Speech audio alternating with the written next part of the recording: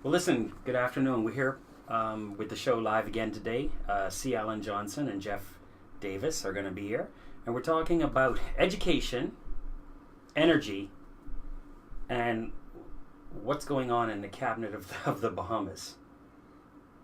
It appears that we have some things happening that are not. Here's the paper. Just read the paper for yourself. But let's not start. Well, let's start with it. What it's the biggest story right now, right next to your lights being out if you're in the West because of load shedding. We come into that in a minute. Hopefully, you got enough battery. You charge your phone enough to see the show. But that's the most important thing. So keep the phone charged. Gentlemen, welcome to the show. Let's start with Jeff Davis. No, maybe we should see, Alan. Let's start with you because Jeff is going to get a little wild. Energy. So. Well, let's start with what the show is about. Okay, the show is about energy, we, education, and crime in the cabinet. Right. Well, okay, you say so. So here's where we're at. Alleged. But even though things were admitted, let's start with the crime that's obviously happening, and you can see it in the front page today yourself. See, Alan. Tell us a little bit about what your opinion is on your observations of what's been going on with this right here. You mean the debacle concerning the attempt at elimination of corruption using corruption? That's what I see. But in all fairness, we did go around the world and we said that the Bahamas, I believe, correct me if I'm wrong, was one of the most corrupt places. Remember? Yeah, on two occasions the Prime Minister made it known in the public domain that corruption permeates the human society.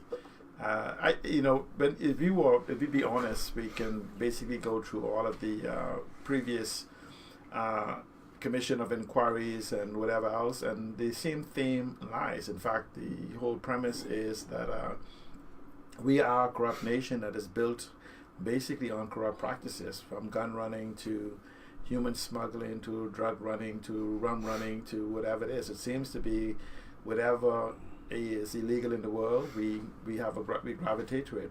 Our banking system is built on running money through the system.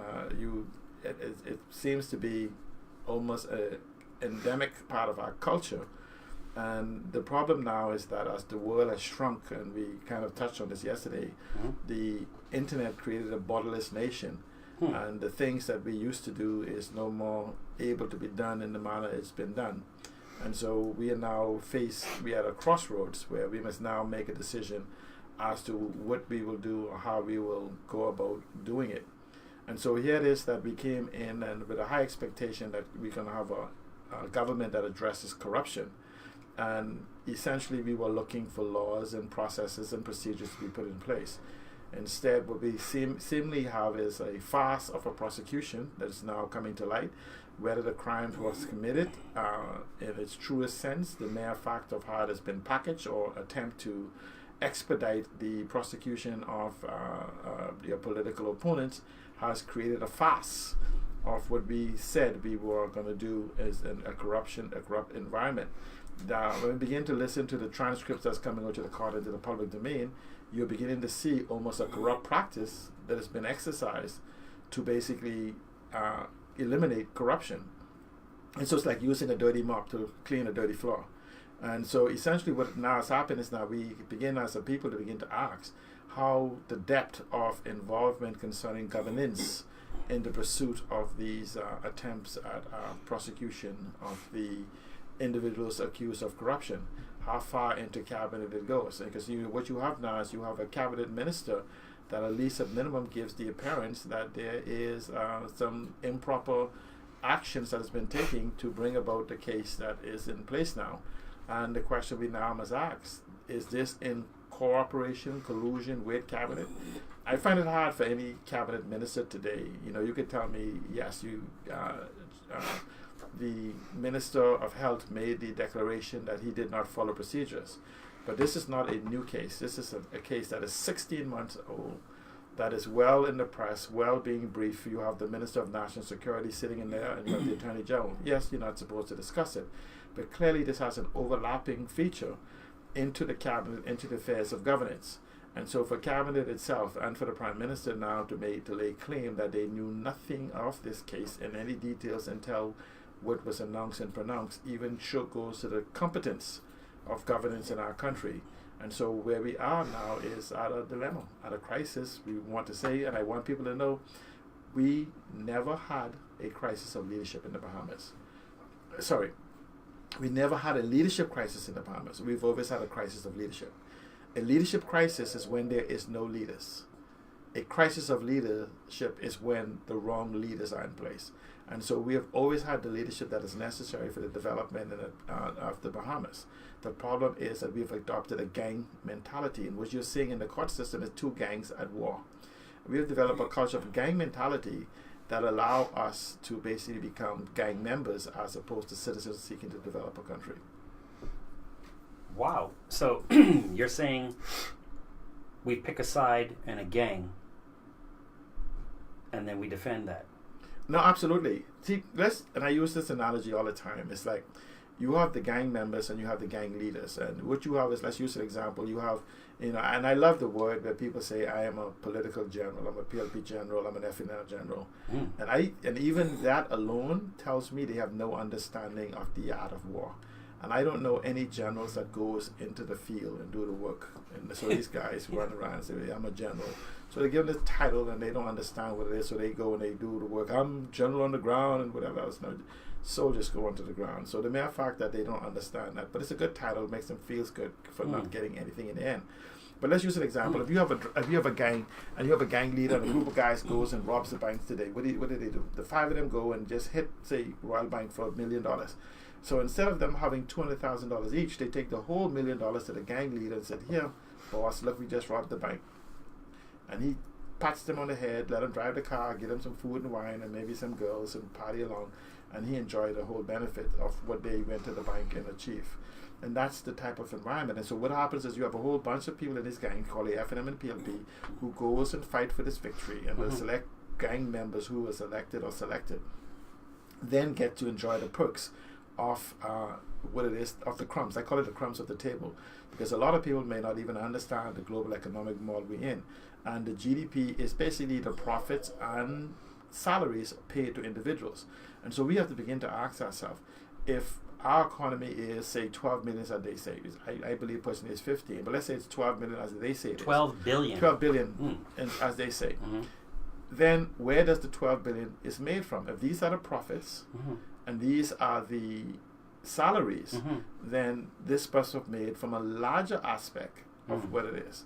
And so that's the real economy of the Bahamas. And we keep calling, and so because we don't have an understanding, we begin to call the $12 billion the economy. That's the profits. That's not the economy. And so what we have to do is begin to have to understand global economics and how things work and recognize the potential that we have in the Bahamas. But it comes back to this whole gang thing. Is when we begin to understand that you have like the Bloods and the Crips. You know, you could, once you become a member of the gang, it doesn't matter who you encounter. If they're not wearing your color, they're an enemy. Brother, sister, mother, it doesn't matter. You have, even if they come to aid you, the mere fact that they wear a different color makes you an enemy. And that's essentially where we have, and we brag, we celebrate this, you know. Like, boy, you knew the same house, boy, my mommy come home wearing one yellow shirt, I wouldn't even talk to her. I mean, that's the most asinine statement that anyone could make. Instead of having a debate on ideas, as the world is moving into a knowledge economy, we having a debate on personalities as who's the best gang leader for who we could be membership of. Another analogy I'll quickly use is that a lot of Bahamians are sports fans. And let's use this again. You have the fans and then you have the players. Right? There's another one I'm going to come to. And notice what the fans does. The fans are fanatics. That's what we are. And they buy their own t-shirts, their own hat, buy whatever. They pay for it directly or indirectly. And so they go and they celebrate their team winning. And when their team loses, you know what they say? Don't worry, next season we're going to get you. They don't get anything out of it, you know, t-shirts, hat, whatever. They get to celebrate. And then we see the players. And that's the MPs. But you know what also? We see some minor leagues called third parties who's looking to get recruited into the major leagues. You know, yeah. And so that's what it is, because they want to be players. But the problem with us is that we keep ignoring the boot.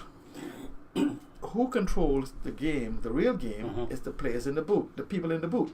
And that's the oligarchs and the special interests who basically pays the players on the field.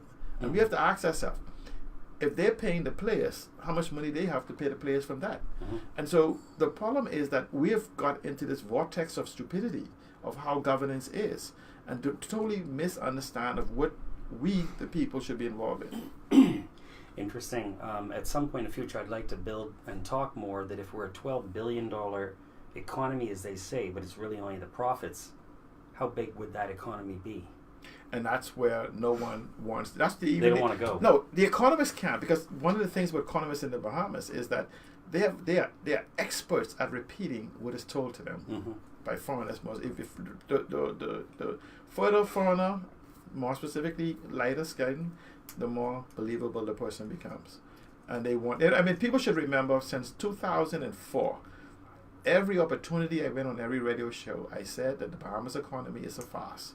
And it's impossible for us to have $8 billion. Even when we had $8 billion economy and we owed $6 billion, they still say we was at 60%. Now, a lot of people did never question that. But I always said that we had a 14 billion economy then, I'm saying at 15, until finally the new central bank governor comes out and said, okay, we do have a $12 billion economy, but they don't count the informal economy. So if you're going to count the whole thing, then it'll be about $15 to $16 billion in that aspect. But remember, that's not the economy, that's your GDP. And the problem is that we're confusing the GDP with the economy. See, you could have a $1 trillion economy and have a $16 billion GDP. Right. And that's the conversation we don't have. So people could begin to see the voluminous of monies that is in our country, and that so many of us are excluded because we have essentially been relegated to fighting for the crumbs. And so a lot of people begin to think that this whole $12 billion is the economy. No, that's the crumbs from the economy. And then even with, we sent $2.5 billion to the House of Assembly, and we have some individuals who believe that the only path to enrichment is to go into the House of Assembly. And it's shameful when I go to high schools and I says, what is your ambition? To be a politician or a drug dealer? It is almost as if though those two are one and the same as a means of enrichment as opposed to a method of empowerment using their minds or something else. So Jeff, we got to look at this. I know you've been watching the papers and seeing what's going on, right? What does it leave us to believe? I mean, leadership didn't lie. They actually said is one of them, full of corruption, for lack of a better word. And now we're starting to see what looks like maybe they were honest when they went to other countries and said what they said. What's your take on that? Well, I want to certainly support and undergird what Alan has said. We've had systemic, historic practices that were like illegal prohibition. And he mentioned that we had a well-known rum-running era. He said that we had other eras where we had moving of people illegally, because certainly I'm from the community of Bimini, and trafficking takes place today because it's only 48 miles across the stream, so to speak. But the modern Bahamas is facing a crisis because we have information available to us now that we didn't have before. We have many radio stations, traditional ways of sharing information, and the new social media allows us to investigate and ask questions and even discuss like we are doing here. But here is the key. In the midst of the crisis that we are facing, we still know that the Cabinet of the Bahamas has a fiduciary responsibility, collective responsibility to appear to be above board, and certainly whenever a cabinet minister is involved in any type of controversy related to malfeasance or possible malfeasance in office, then the whole cabinet is compromised until that's fully disclosed and fully settled. But why are we fixating on a gentleman who's not even on trial? No, that's not fixating. Whenever we have, have you seen the Tribune today? Yes, the headlines in the Tribune. I mean, I don't want to misquote. I'm going to read what's in the public domain right here. BPL, not BPL. What does it say? I did not get. Minister of Science. Go ahead. It's actually I'm looking at the Tribune. Go ahead. And it's tiny, but it's up on the screen, so people who are viewing us can look at it for themselves. I can read it for you. You read it. I didn't send 1.9 million deal to cabinet. Who was speaking? This quote Minister. is attributed to Minister Dwayne Sands, the MP for Elizabeth. We call it Lizzie. Okay? Without reading the full details and not following all the court case, I'm saying there's a limit to how much contract value could be attributed to a minister without his other ministerial colleagues giving approval, But I clearly think it it's says below. clearly it says I didn't do it. No, he didn't, because essentially I think the limit on this particular case of the hospital authority is $1 million, but even then you need the approval of the board, and essentially it is being implied that Mr. Sands acted out of the purview of the board or the cabinet when he exceeded the $1 million. Yes, and in other ministries, $50,000 for small contracts is below yes. that. The minister could really organize and fully authorize something. Above that, he must get his colleagues. Right, because this is the government corporation type environment. That's why it's slightly different than the 50,000. Yes, and I think it's if I'm not mistaken, it's $1 million, right? Yes. And so he acted out of the purview of cabinet, and so essentially I don't know whether he's now acting to protect cabinet or he actually did act out of the purview of cabinet. And if he did, he has compromised cabinet if cabinet does not bring the discipline to bear in this particular case. A resignation or an investigation should be looked into, particularly in this particular case. Because you have a confession, you don't need an investigation. No, so you'll be investigating to see if he lied. No, because an investigation is necessary for the cabinet collective responsibility. But if I were to steal your car, Jeff, and say that, I stole it, but not in the day. I stole it at night. You were wrong, or whatever. Yeah.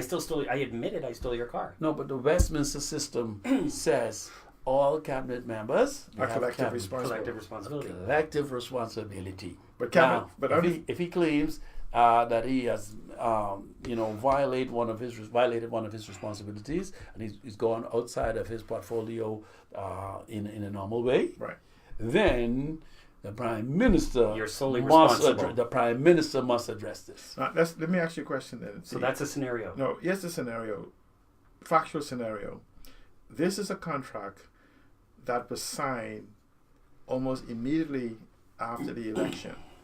This is a contract that we are now into a second budget period. This is a contract that is well known to cabinet.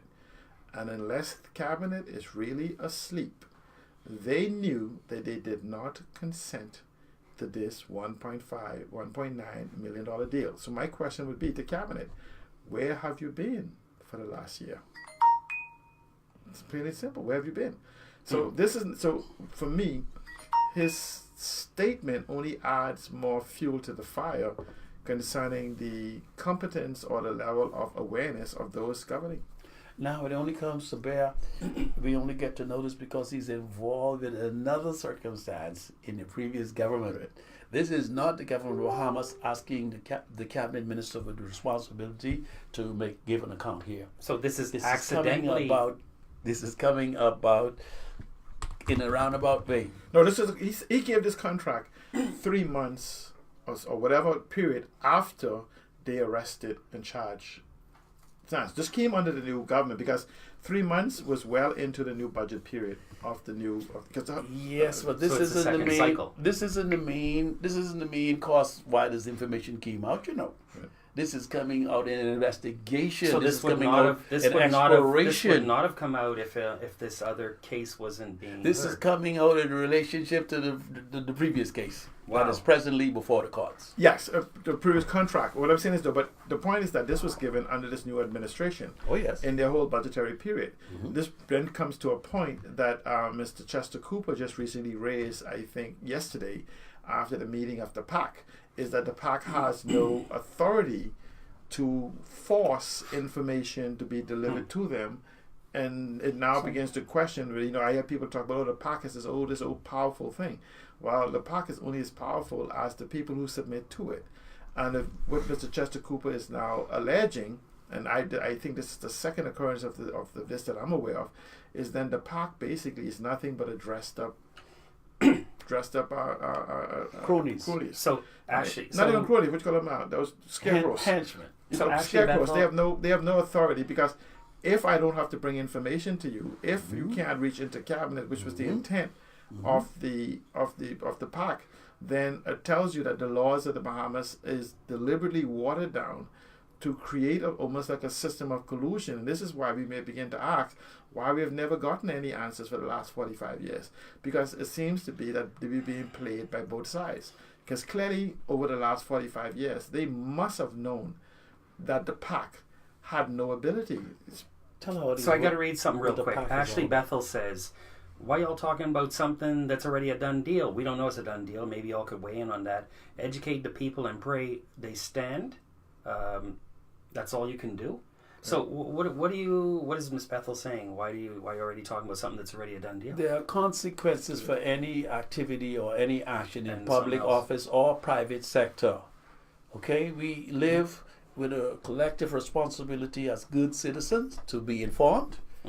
And after being informed, a nation always has a capacity, an ability, and a responsibility to respond to a perceived threat, to a lack, to something that is untoward. We don't know it's a done deal, do we? No. Let's just speculate, because she's correct, because two things. Either what he said in the court is not real, which then becomes another deal of perjury. I accept what he says is true. Right. I'm also questioning, though, and I want people to think deeply. And again, this topical thing where I don't know how she came to a conclusion in her point. Yes, she's correct in her point with a narrow, maybe whatever narrow scope she has. But I want people to look at the broader scope of governance, because they're simply saying, it's almost implying that for 1 year of governance, that no one in the cabinet noticed, even though it was in the public domain, that somebody gave $1.9 million of our money away without consent, the proper procedures. And then we come to the PAC, the Public Accounts Committee, whose purpose is to be the counterbalance to the spending of monies in the country. The PAC, this Public Accounts Committee, is supposed to have the ability to send for papers, accounts, and whatever information, as well as refer to the Auditor General, and have papers subpoena and call people with the same power of the court, and to hold them even in contempt. And now you're hearing that the PAC does not really have that ability, that the government of the Bahamas could reject submitting any information. If we spend more than $1 on any particular item, it should be subject to the purview of the PAC for review. And we're now hearing that they do not have that power. And so essentially what we're having is a almost like a tuck shop type environment, where you say the government can do what they want, the opposition don't have any real power except for screaming and shouting and running to the press for these soundbite opportunities. And so for me, we're coming to the point in governance that we need to have a sincere conversation as to where do we go from here, because clearly the system that we are using, and understand it's abuse. And let me tell you something. The government in the Bahamas went into the House of Assembly and in 10 minutes passed a law for turtles, passed one for dogs, and passed one for sharks. If they want to pass laws for good governance or for the protection and empowerment of behemoths, they could do it in 9 minutes to break their record for shark, turtles, and dogs. Okay? Well said. Here's a question for you then. Let's look at what happened at BC. The board was dismantled by the minister, right? The BC board. And then we had a lot of back and forth for who was responsible for using monies in an improper way. Yes? Right. One thing I would say with traditional papers, they are putting some cases well before us, and we have an opportunity to read it.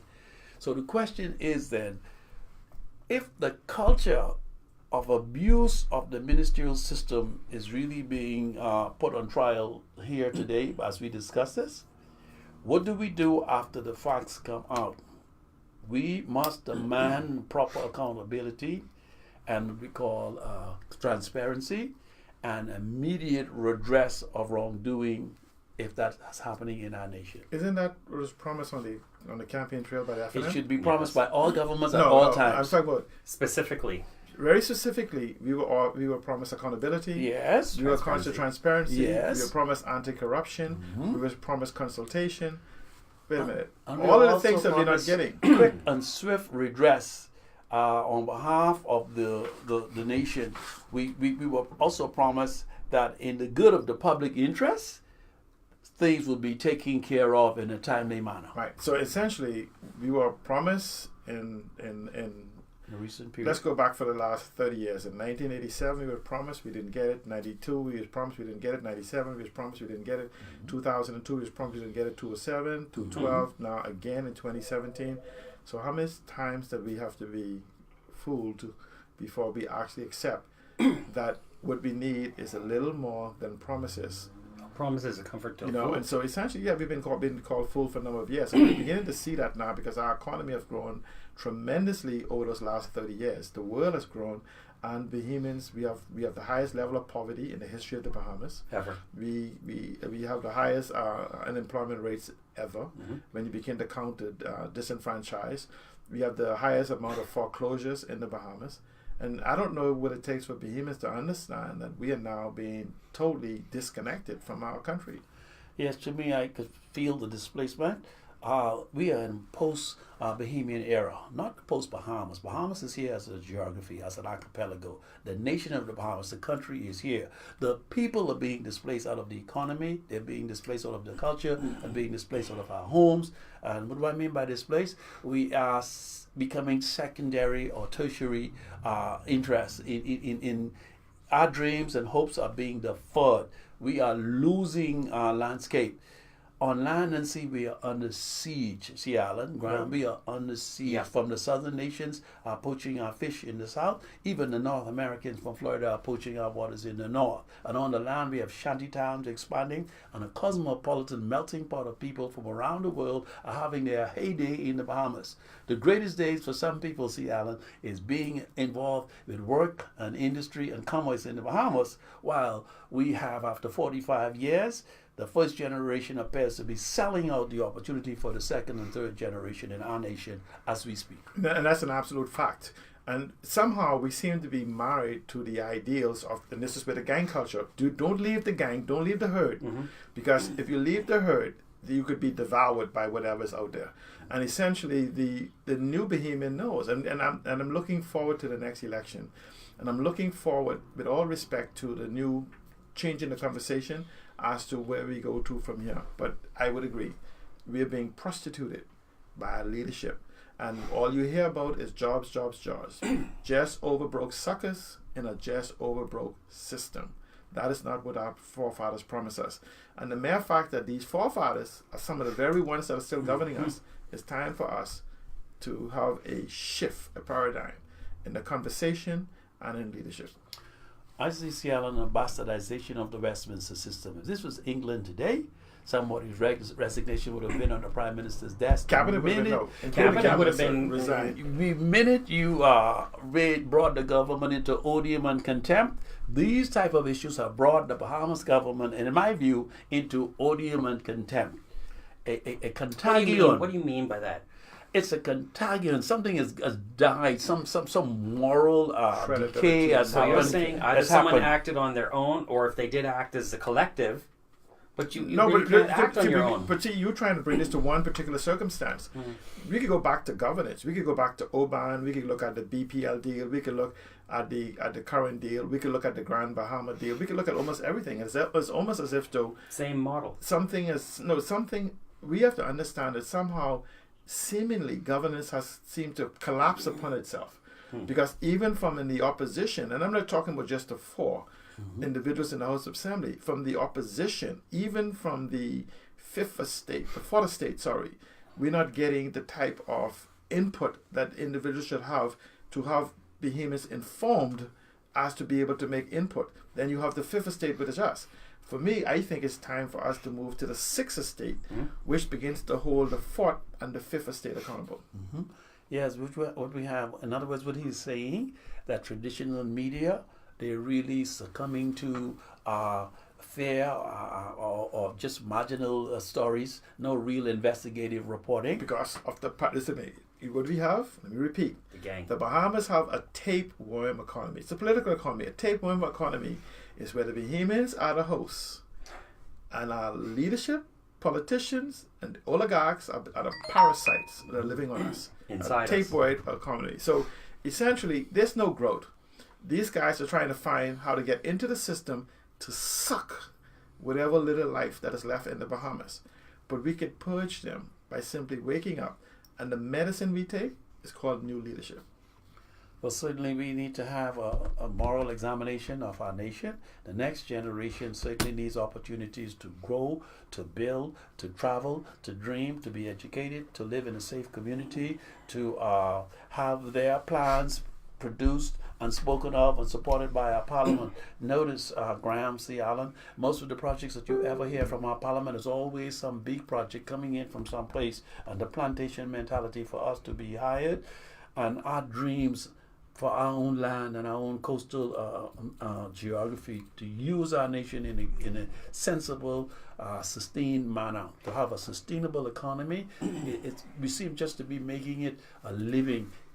In the morning, the web shops are filled. As I'm going out, people have parked their cars and the web shops are... Because the web shop is into the new game. Hope is the new dope. And hope is depression in its finest That's form. right. You know, let's just shift gears real quick because we come into the end.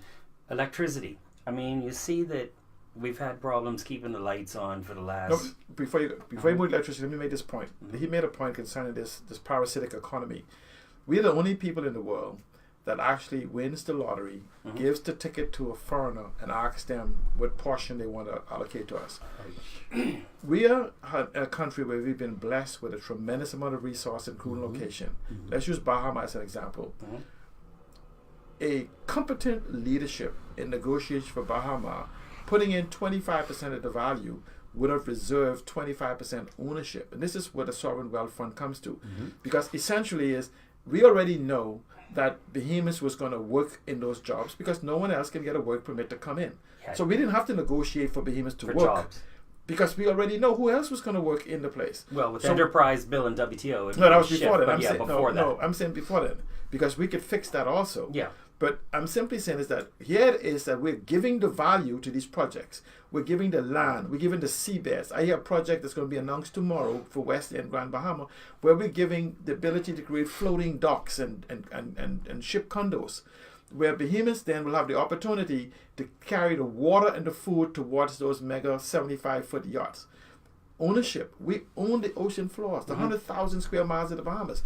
Why are we prostituting our land in exchange for jobs? We own the house, and we go to the foreign massa and we say to them, if I give you the house, you promise that my children will be able to clean their beds and cut the lawn and everything else. It is madness. And all we have is we have an economic apartheid. Believe it or not, Bahamians, you may not want to believe it. We are living in an economic apartheid system, and unless you demand, and let me repeat again, power concedes nothing without a demand. I repeat, power concedes nothing without a demand. But to that I add, power never will concede to the demand of an emasculated constituent, meaning that you can demand nothing from me on your knees. Well, George Orwell said, very well said, C. Allen. George Orwell said, power corrupts, and absolute power corrupts. And you know, I disagree. Now you're going to love this. Fine enough. Yes, sir. Let me disagree with that. Let me tell you why. I believe that power does not corrupt, nor does absolute power corrupt absolutely. I believe, however, that power reveals the man or woman they pretended not to be. That's right. And if you look at it, very simple. It happened right in front of our eyes.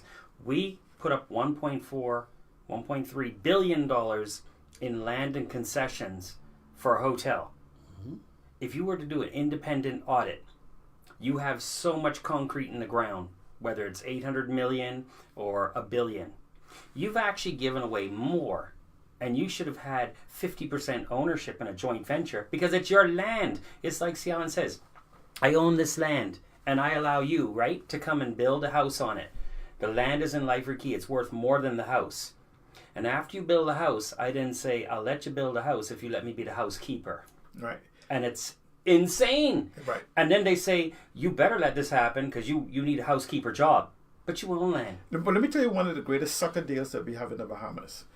When I build a house, if it costs me $150,000 to physically build a house in labor and in materials, the house is not $150,000. It may be worth $250. So now we do is we have investors come in and announce a $5 billion project. But when you look at the actual resources, it is only $2.5 billion to do it. So then they say, because it's a $5 billion project, I need $1.5 billion from you. So in essence, you've put up more than 50%. You've put up more like 60 to 70% of the collateral because they're promoting the the commercial value. And so what you have is we have behemoths that have been sold a $500 million project. Do count the ground. That's the end. That's the sale value. You know what you do, right? You take rice. You take tomato paste. You take a $2.50 bag of rice. What's that? 5 pounds or 10 pounds? You take a $2 can of tomato paste, $2 worth of thyme, and a $2 can of peas. Then you divide that up. Just call it peas and rice. And instead of $10 worth of stuff, you got about $30 worth of stuff. So what we have is that we have individuals that come into town and sell us on the value and then make us contribute. They come to us and says, we're going to have $30 worth of peas and rice. We need 15 from you. And you give up the 15, and then they go and spend the 10 for the stuff. And they tell you, you get to be able to get tips from serving the rice. It's crazy in our Bahamas. And so what happens is, because what we have is leadership who came from a period that never allowed them to be embraced in a new global dynamics of what is happening. And so the world has shifted. We are in the second dispensation of the digital economy. The first digital revolution began in 1992 when the F&M came in. The second digital revolution began in 2017 with Dr. Hubert Alexander Minnis. The question is, young people, you now possess the majority of them. Do not allow your parents' political party. I'm not talking about the name PLP and F&M. I'm talking about the ideals for which they swear to. Do not allow them to lead you. Do not allow individuals to make decisions where they will not be alive to experience it. They're stealing your future. That's basically what's going to happen. Plain and simple. If they are not going to be alive for the next 25 years, do not allow them to make the decisions for you. So that means young people, if they're not speaking your language, if they're not having a conversation that you can actually see yourself in. You know, when you take a picture of yourself in a group, what you look for? You look for yourself. I'm simply saying to you, if you don't see a picture where you are in it, ignore them. And so this will require now that the F&M and the leadership of the PLP begin to shift to a dynamics where you are included, that you are consulted, not talked to, not talk about. The word communicate is getting through, not talking to. And so until you demand more, the young people, you will not get more. And for you parents that's alive today, the biblical principle, a wise man leaves an inheritance for his children's children. Not his children, his grandchildren and great-grandchildren. It's amazing that the Bible talks about dynasty wealth, where it continuously do. If you today... Well, the politicians are doing that. No, for their people. Yeah. I'm talking about the nation. Yeah. All of us are their children. I'm saying to you, if the leadership of the Bahamas cannot tell you how they will be leaving dynastic wealth, and for you that's still alive from the revolution, if you're not leaving an inheritance for your grandchildren, you have failed them. Yeah. But guess what? It's not too late to beg forgiveness and to begin to support an ideal, to support a vision for the Bahamas that will empower your grandchildren who is alive today. Okay, let's move on to energy because we've seen some fires happening out here at the power plant. We've seen, well, listen, who in the Bahamas doesn't know about lights being out? And, you know, we could have fixed that with solar. And I see the opposition leaders saying, if it ain't working, why did you move away from what you had?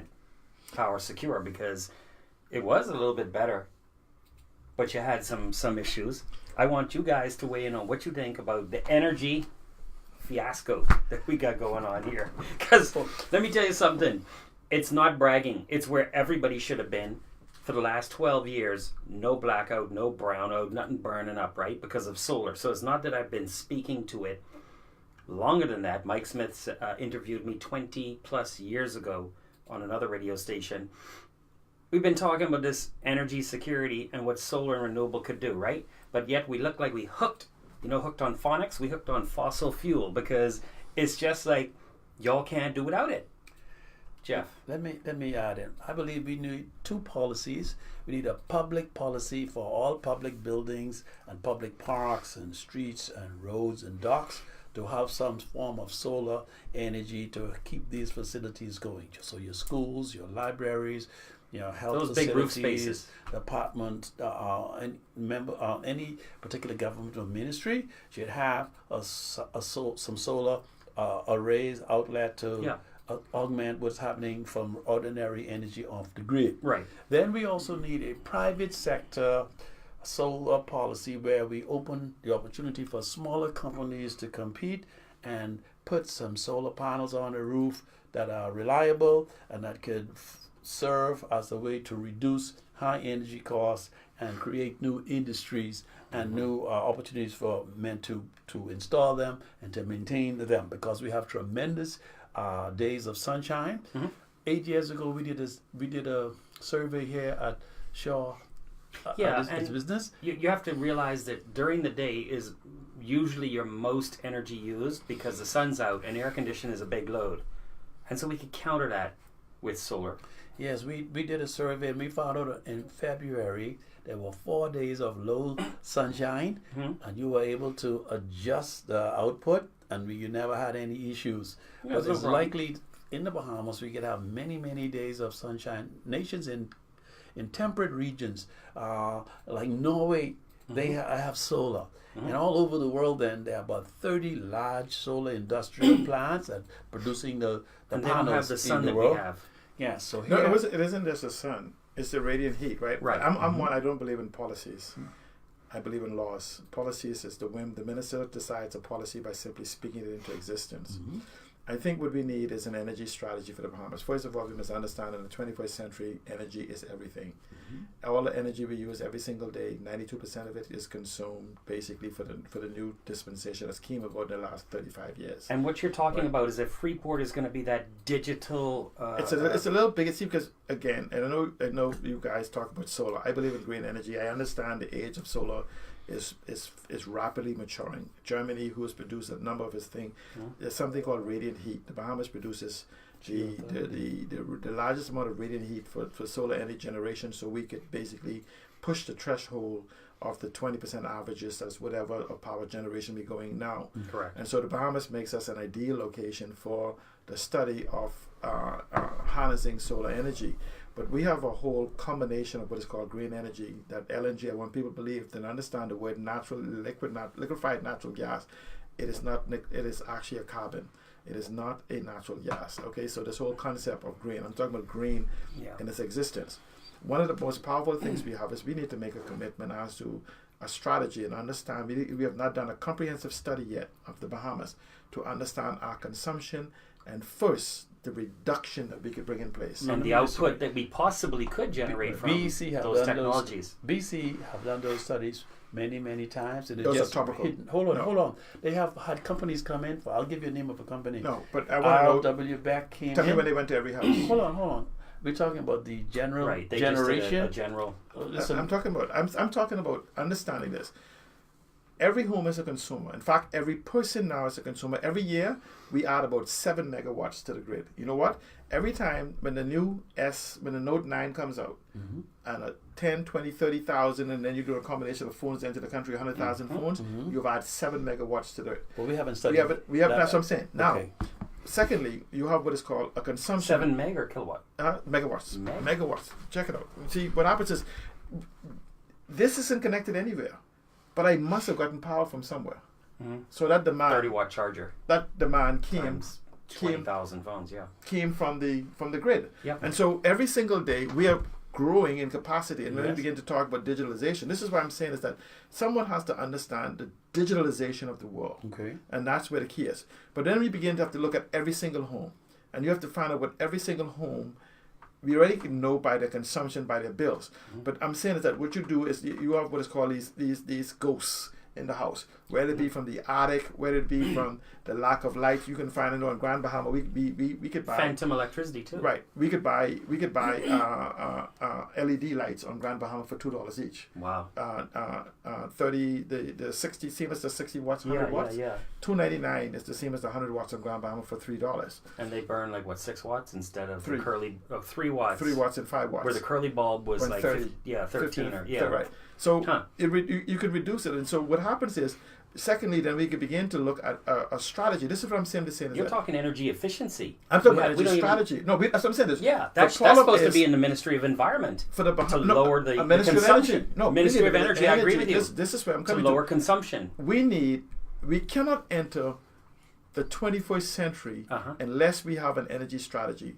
Every plan you have, everything the government promised you, without an energy strategy is a lie. It's a lie. So we can't have a technical Freeport without energy. Nothing. You can't have anything in the Bahamas. You can't have no business in the Bahamas without energy. It's all a farce because if it's not affordable energy, you can't have an affordable product. That's the point. I'm building it. Yes. Number one, unless a leadership could come to you and give you a short, medium, and long-term strategy for energy, we are BSing. Don't mind the hotels. You want to know why the cost of the hotel coming to the Bahamas is expensive? Energy. You want to know why your food costs? Stick energy. a pin. Wait. The hotel uses air conditioning, lots of energy. Pool pumps, lots of energy. So, and air conditioning is not cheap, right? Imagine on the scale of a hotel, I think it was like $20 million. The easiest for you to do is tell me what we do in the Bahamas that don't use energy. See, so when you look at the exorbitant cost of energy, which is 8 to 10 times what is going around the world. Even before, when we used to buy a number, we went in and they needed a light and they wrote down your number. But now we use more energy to buy a number because it's digital and they're using computers. But this is what I'm saying to you, is the world is becoming digitized. And more energy. Digital is 92% energy consumption. See, don't mind the fact that you're holding this piece of device. This is still an energy hog. Yes. And so everything we do is energy. And so when we begin to look at what is it, how do you develop a country without an energy strategy? Something. Absolutely can't happen. Talk about geothermal energy and wave energy, Graham. Well, there's many different types, right? But you have to look at your output versus what you're going to spend for that technology. It's like saying, why don't we put up a windmill? Well, then you have to look at hurricane zones. So you got a lot of different things. No, but we have those proof. But here's the thing about this, right?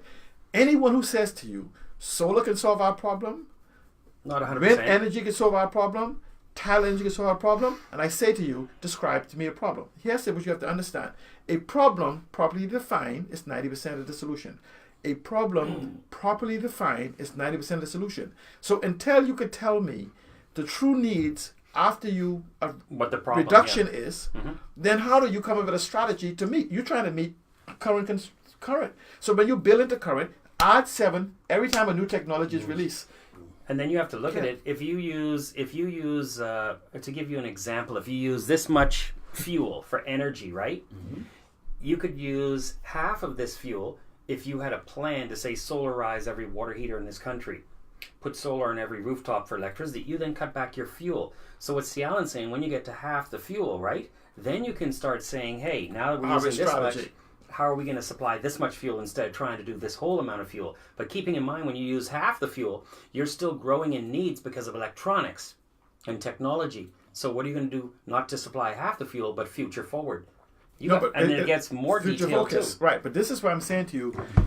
The next government coming to you, that today, don't begin to have a conversation on a comprehensive strategy for energy.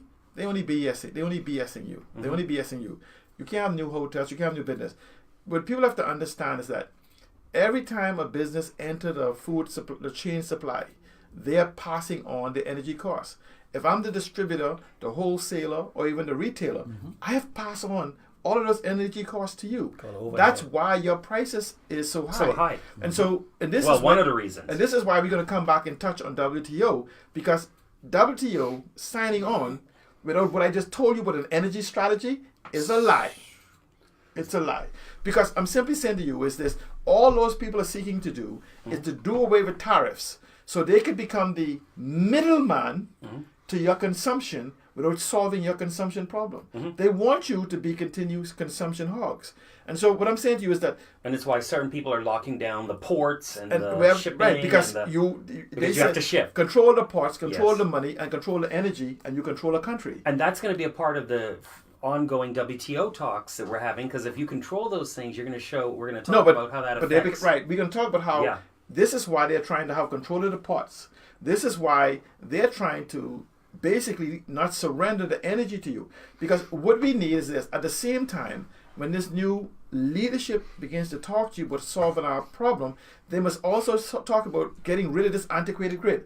What they don't want you to know is this is nobody wants to put the $1 billion onto the books. Right. Today, BEC, as we know it, BPL, has a liability, a legacy liability of over $1 billion. With a monopoly. With a monopoly, right. What is a legacy? What is this legacy? Let's break this down. Old guarantees, old bills. They have, I know... So people whose lights were left on and they still owe money for it and people never have paid. Been dead for 20 years on BPL receivables book. Right.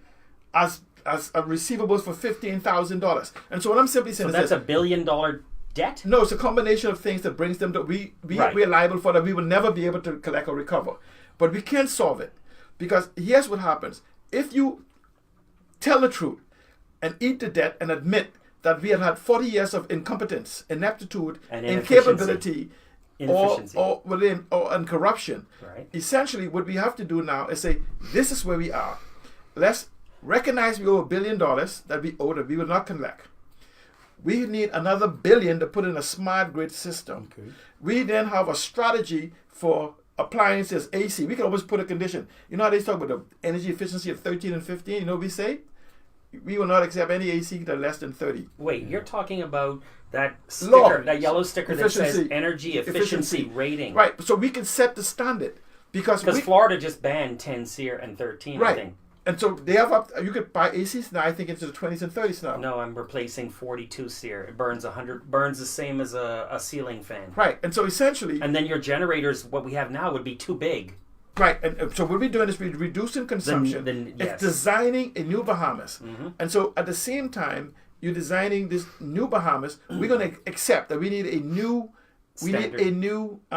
smart grid system. Yeah. So that homeowners, right, or whatever, can generate as part of the whole grid system. And the smart grid system is smart enough to know when there's not getting whatever fed into the grid to basically bring online certain things to do it.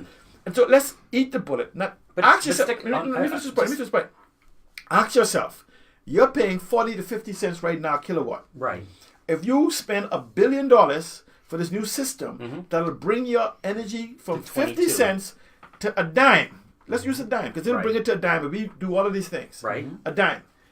Say to you, but guess what? I say to you, Graham, you could not, your new electricity bill is a dime, but we owe $2 billion.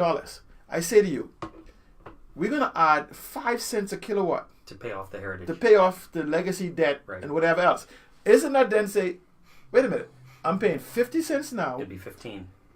And you're saying, if I bring a new system in place, I can pay off the old bill and have a new way of life for 15 cents or even 20 cents for, say, 10, 20 years. I mean, 2, 3, 4, 5, whatever amount of years. And you say, hold on a second, I can do that. It's win-win. Well, because it's a win-win situation. But the problem is, you have some leadership who believe that you will hold them responsible for 40 years of ineptitude, corruption, whatever. So they don't. And so this is why we need a leadership who will actually begin to say, yes, we've failed, but we recognize the new direction that we need to go. And how to fix it. And this is the plan that we have. And so essentially, I say to you today in the Bahamas, we need a transitional leadership, because there has to be a handover. And naturally, I don't take my company and say, tell my son or my grandkids is yours.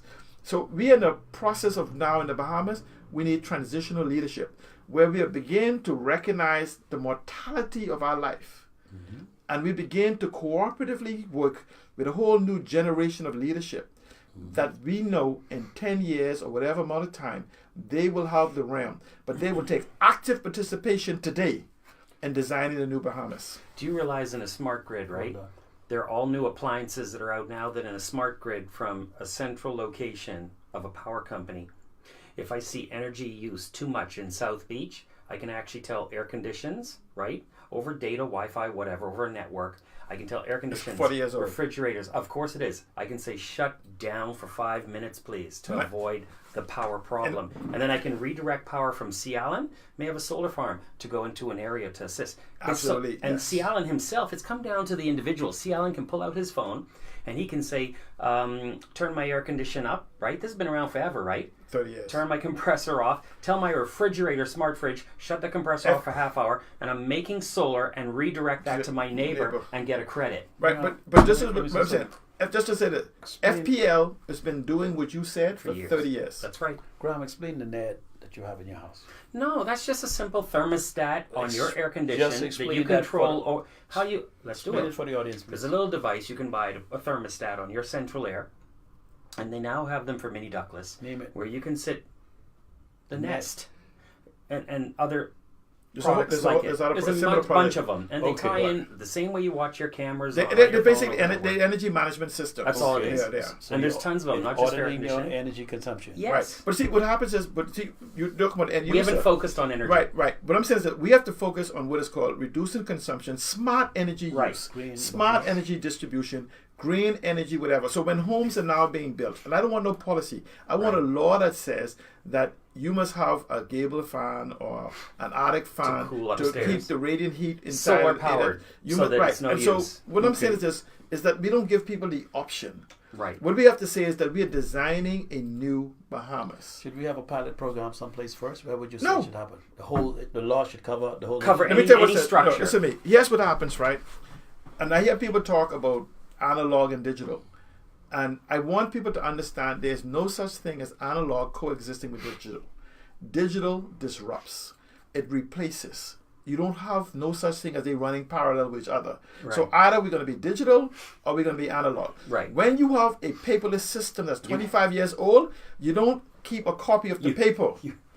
Okay? You don't put on the cassette player and the CD player at the same time. Right. All of and see, I'm simply saying is that what you have to do, right? What you have to do is you have to fix the environment. And so what we need is either we need a digital Bahamas or we need to limp along to digitally describing the Bahamas. And so what you get is you need a leadership that understand the global mandate for the Bahamas now to transition or die. All right. Let's wrap up with this one, right? Because I see the time. We're going to continue talking about that WTO later, and we're going to break down this. How do you save electricity? What can you do now? Because if you wait for a government to do these things for you, right? It could be a long time. No, but we are government. Stop that. We are government. We are. If we 1/3 wait of for your those energy. 39 people to do it, it'll never happen. And so what it is, it requires for us to continue to have our conversation, educate and empower the people Yes. to make the demand for the change we need. And do you realize, it was said by Leslie Miller, and we all said it, if you put a solar water heater on every home in this country, you just saved your house 1/3 of its energy cost. It is insane that we use electricity and diesel and generators to heat water in a country that has scalding sun. And that would be many careers in making the panels. And if we could cut 1/3 of the energy of the country, you wouldn't have any blackouts. And this is why I'm saying let's begin to Simple have things. a conversation on Yeah. a comprehensive energy strategy. Yeah. And once we have that statement, so what you have to do is demand from the FNM and demand that the Progressive Liberal Party and the DNA and whoever other political party that Come with rises to plans. face bring you strategies, not ideas, not statements about what could happen. Let them prove to you that they have a comprehensive understanding of the 21st century. Other than that, you'll get platitudes, good sound bites about exactly what is happening. And I say to you, continue to join us as we begin to extend this conversation as to we begin to make into the smaller bites exactly what needs to be done to build a better Bahamas. So we've been starting a few pilot shows, guys, and what we're going to be doing is starting a show, and I want to be every morning at 10 to 11. I don't want to be a long show. I want to be a simple show because I know people's time is valuable, and we want to hit a little bit of what the subjects are in the mainstream media and distractions, and then we want to bring it to where it should be. We're going to read the analog stuff out of the paper, and then we're going to show you the digital solution. I think that'll probably be the best thing. We want to start at 10 o'clock. I want to give out a toll-free number. If you're on a live, you'll be able to call in, which is kind of, I've never seen it done in this. It can be done. Easily done. So look out for those shows, and you can meet us here tomorrow morning, 10 o'clock, and we can start moving forward that way. Let's fix the Bahamas.